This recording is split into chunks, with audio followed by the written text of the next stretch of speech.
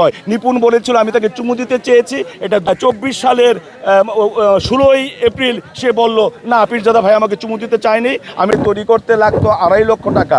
আপনারা জানেন পরশুদিন আমি একটা নাটক করেছি, সেখানে বাজেট হচ্ছে 25 লক্ষ টাকা। আমি শুধু ওই যে কাছে আসার গল্প ক্লোজ আপ সেটাই 12 লক্ষ টাকা আমি বাজেট দেখেছি।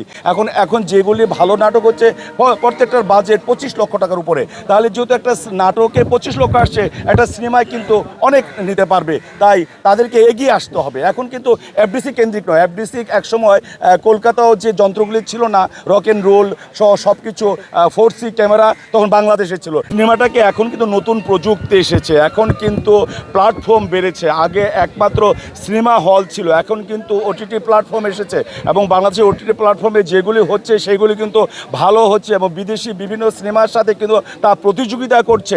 এখন কিন্তু একটা সুন্দর আমরা ভবিষ্যৎ দেখছি, এটাকে কিন্তু আমাদের কাজে লাগাতে হবে। তার পাশাপাশি কিন্তু মেন স্ট্রিমের যে ছবিগুলি আছে সেগুলো কিন্তু ভালো করছে।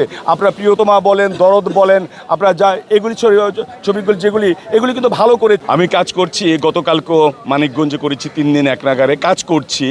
তবে কাজেরগুলি মানে আজকাল অনেকে নাটক করে বা সিনেমা করে, যেটা তারা বলে যে আপনারা কোনো পোস্ট দিতে পারবেন না, কারণ এটা অনেকটা ভিউয়ের ব্যাপার আছে।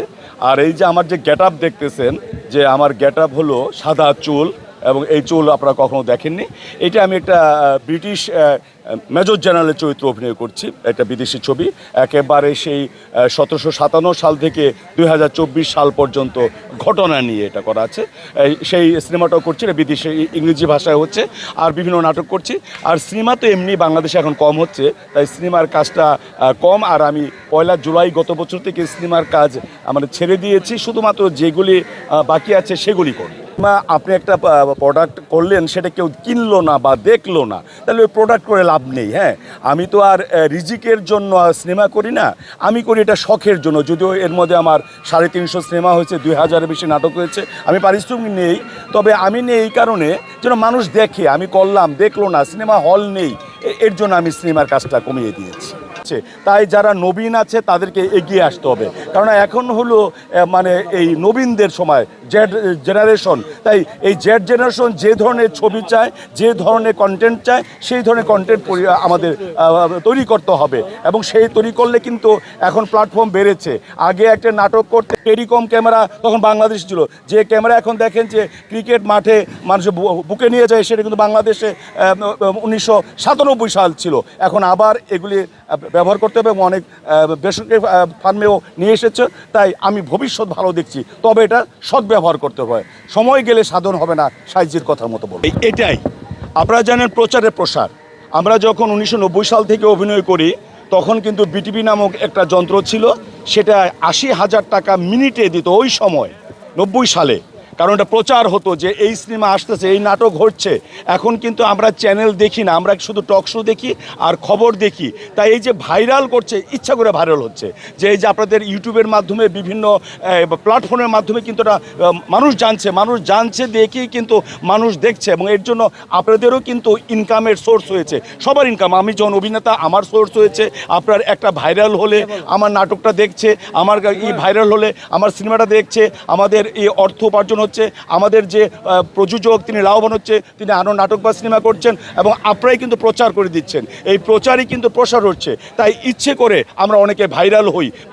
আমি নিজেরটাই বলি, আমি ওই 2,500 নাটক করে 351টা সিনেমা করে যে ভাইরাল হতে পারিনি, যে কোনো একজন আমি নাকি তাতে কি দিতে চেয়েছি এই কথা বলে, ভাই ওটা বলেন না। ওইটা বলে কিন্তু আমাকে এত ভাইরাল করেছে যে টক শোতে আমি সময় দিতে পারি না, আমি একটা আন্তর্জাতিক ব্যক্তিত্ব হয়ে গেছি। তাই ভাইরাল কিন্তু ভালো, ভাইরাল খারাপ না। আর ভাইরাল কখন হয়? নেগেটিভ নিউজ দিয়ে ভাইরাল হয়, নেগেটিভ নিউজ দিয়ে ভাইরাল হয়। এবং অনেকে নিজে ভাইরাল হওয়ার জন্য আরেকজনের ক্ষতি করে, কিন্তু এক সময় কিন্তু সত্য প্রকাশ। 2022 সালে 29 জানুয়ারি ঠিক 2000 এটা শুনিনি, আমাকে একটা তৃতীয় পক্ষ বলেছে, কিন্তু আমার যা ক্ষতি হওয়ার সেটা কিন্তু হয়ে গিয়েছে, ভাইরাল হয়েছি। ভাই চলচ্চিত্র শিল্পী সমিতির যে গঠনতন্ত্র আছে, সেখানে কিন্তু এই মানে আজীবন বা সাময়িক বহিষ্কার করার একটা নিয়ম আছে। আর আপনারা জানেন যে তাকে কিন্তু অভিনয়ের জন্য তাকে করা হয়নি। সে যে অপরাধটা করেছে, আমি যেহেতু একজন বিচারক ছিলাম, আমি 11 বছর বিচারক ছিলাম, আমি 3.5 বছর ঢাকা মেট্রোপলিটন ম্যাজিস্ট্রেট ছিলাম, সেখানে তিনি অন্যের প্যাড ব্যবহার করেছেন। যে এই যে আমি একসময় সচিব ছিলাম, তখন আমি সচিব হিসেবে সিগনেচার দিতে পারতাম, কিন্তু এখন কিন্তু আমি যেহেতু অবসরে গিয়েছি, এখন আমি সচিব হিসেবে আমার ওই প্যাড ব্যবহার করতে পারবো না, কিন্তু তিনি এই প্যাড ব্যবহার করেছেন। এই অপরাধটা হলো, এটা একটা দণ্ডবিধির অপরাধ, আমাদের যে ফৌজদারি ব্যবস্থাপনা আছে তাতে অপরাধ। আর